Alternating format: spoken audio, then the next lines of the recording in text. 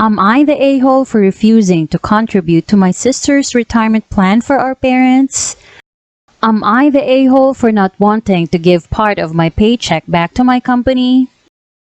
Am I the a-hole for giving away my old laptop to a friend of mine instead of my SIL?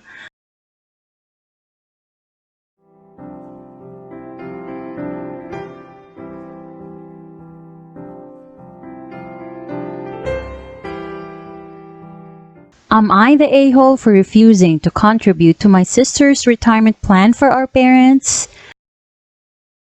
My stepsister approached me and our other siblings with a proposal for a retirement plan to help our parents retire, since on the outside their prospects of retiring comfortably are non-existent. Especially, she wants us to collectively contribute £3,000 each month, starting now and for the rest of our parents' lifetime. The money would be kept in an account in her name only and only given to them once my stepdad retires fully. She calculated our contributions based on what she thinks is our total household income. Currently, she would contribute £350.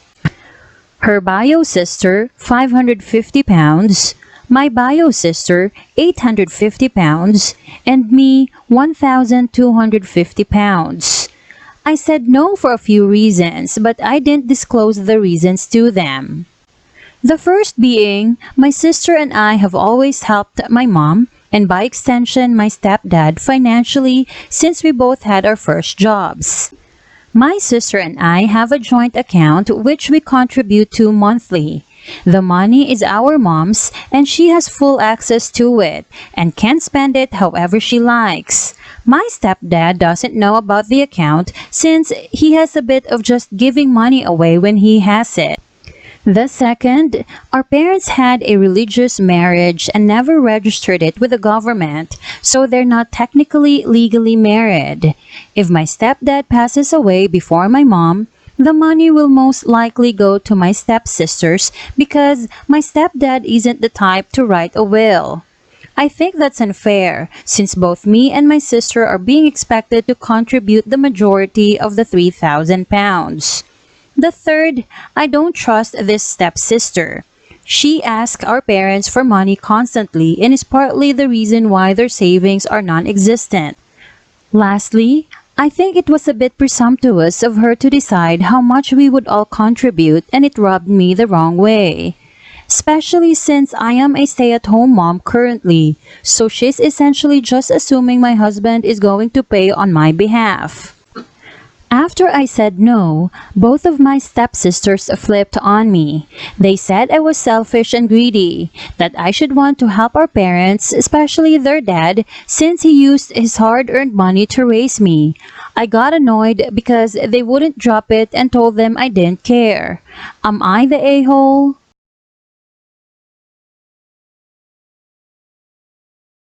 NTA, I'd be letting her know that if she wants to play that game, then she can pay £1,250 a month, her bio sister can pay £850 a month, and both you and your sister £450 a month each, and the account will be in your name.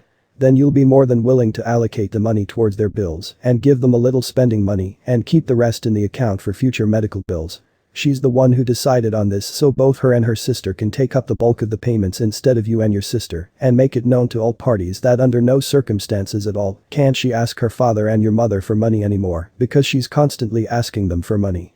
If they still refuse, then both of them can financially support their father. This has a lot of red flags. NTA, here's why. I believe in supporting elders, and I helped my mom retire, more than my sister, because I can. I also don't believe it should be any one person's responsibility more than another, and I don't appreciate feeling guilted to pick up someone else's slack, but I'm always happy to help how I can. I just do it my way most of the time. And I don't explain it to others. Most people don't know how I help, or who I help, but the person. I prefer it that way. I also do not do guilt trips. So annoying. Knowing they want you to help when they are irresponsible, so she can be the hero. Nah. You are not selfish and greedy. That's a guilt trip. Seems selfish and greedy. They plan to benefit from you in the long term. You clearly help. You're allowed to do it your way and you owe them no explanation, especially if they're committed to misunderstanding. NTA. You are already contributing to an account in your mother's name. which I am sure she uses to support both her and stepdad. The main problem is that she has set it up that the account would be in her name only. Meaning any money in that account would be hers. She could then take that money and do whatever she wanted with it, and you wouldn't be able to do anything about it. Did this once with my mother while I was overseas. I sent her $900 every 2 weeks for 8 months. When I went home on leave, got 14 days to go home before heading back to Iraq, there was literally no food in the house. I asked for her to transfer the funds to my account so I could use some of it to buy food, and it was all gone. The only thing she had bought that was for me was a computer monitor I had asked for that cost $160, was back in 2005, so was a nice monitor. So basically $7,000 was gone, and I couldn't do a thing about it because it had been in her account. She said she used it for bills, which would have been fine if I had known about it. Am I the a-hole for not wanting to give part of my paycheck back to my company? Hi everyone, first time poster, long time lurker. I just want to know if how I'm feeling is justified or if I'm just being a selfish jerk.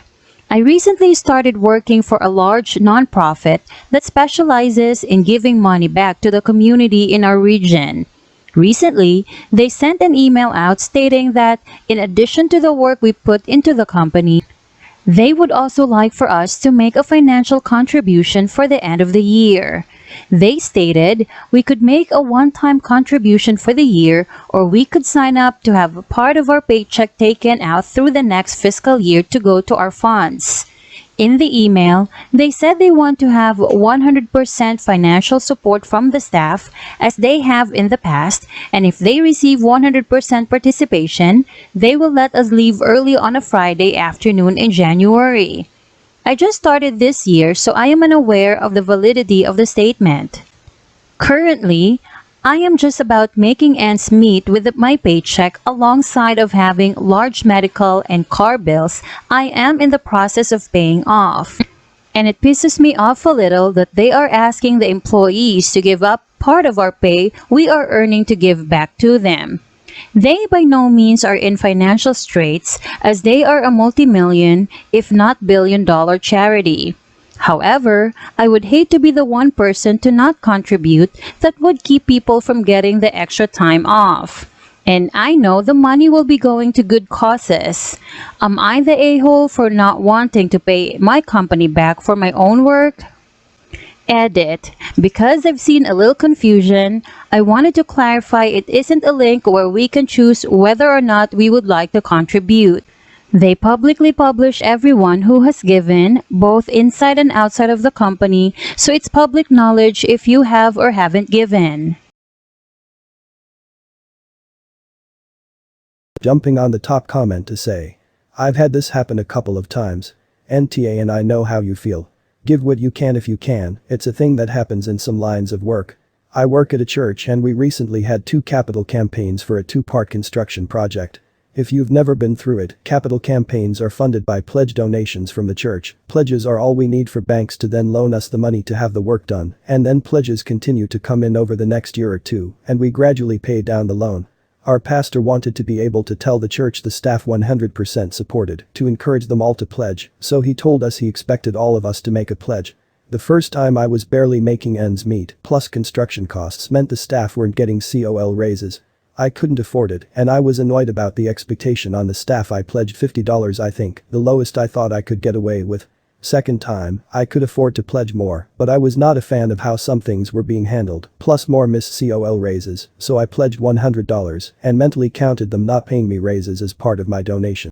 As someone who works in the nonprofit world, everywhere I worked asked staff to donate back because funders like to see that staff and board are fully committed to the mission, never taking into account that most staff is underpaid and overworked.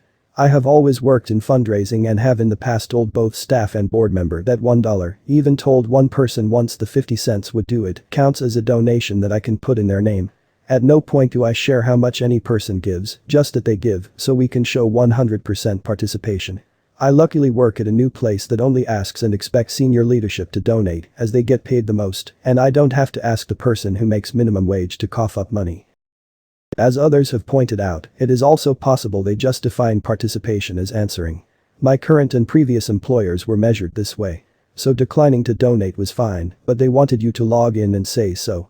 and the published list was not amounts, just whether you answered or not. I think this goes into one of those best places to work rankings as it measures employee engagement. Similarly, this nonprofit may use it to raise significant funds by showing that all employees care enough to participate. Is it a stupid thing? Yes. Would I leave the company over it? No. Donate a trivial $1 and see what happens. If they make a big stink about the amount, then yes, go ahead and leave, it is a toxic place. If it is a check-the-box exercise, grumble about it and move on with your life, and recognize that sometimes we have to do stupid things to make a difference. Am I the a-hole for giving away my old laptop to a friend of mine instead of my SIL? I had bought a laptop 2 years ago. It's fairly new. I've used it a lot, but it's in great condition. It was an expensive laptop. Last month, I took place in a contest my job organized, and I was one of the winners and I won a laptop. It was better than the one I had bought in the past, and I decided to keep it. While chatting about it with a friend of mine, she said how she was planning to buy a laptop, and I told her I could sell her mine since it's in a great condition and she wouldn't have to spend that much for a new one, and she accepted.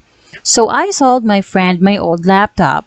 The OG price of the laptop when I bought it was $700, and I sold it to my friend for $450. Yesterday, my brother asked me what I'm gonna do with that old laptop of mine since I won the new one, and I said I sold it to a friend. Then both my brother and my mother got mad at me and started scolding me for selling the laptop at my friend instead of giving it to my brother's wife. I told them I didn't know his wife needed a laptop, and if I did, I'd sell it to her, but my friend asked me first. They then got more upset at me because I implied I'd sell the laptop to my sister-in-law instead of giving it away for free. They gave me lots of shit about how I thought of my friend first and how I should think of my own family first and put them as a priority and not give the laptop to my friend unless if my family wanted it. I insist that it was a laptop I paid for with my own money, and I get to decide where it goes. They no guilt trip me claiming I don't love and appreciate my family, and I care about my friends more. Am I the a-hole? Yep. Had to give away a lot of things while I had to empty my former apartment. It was more convenient to give it for free, considering the ridiculous amount of time I had, and lots of it went to my family, but the very expensive stuffs, like loads of good wine I got something in exchange if wasn't cash. And it wasn't my in-laws, it was my siblings, but most of all it was my choice, and when my sister wanted a stuff she wasn't fast enough to ask, even though I asked them first, she just went all, oh okay too bad, well next time I'll be faster.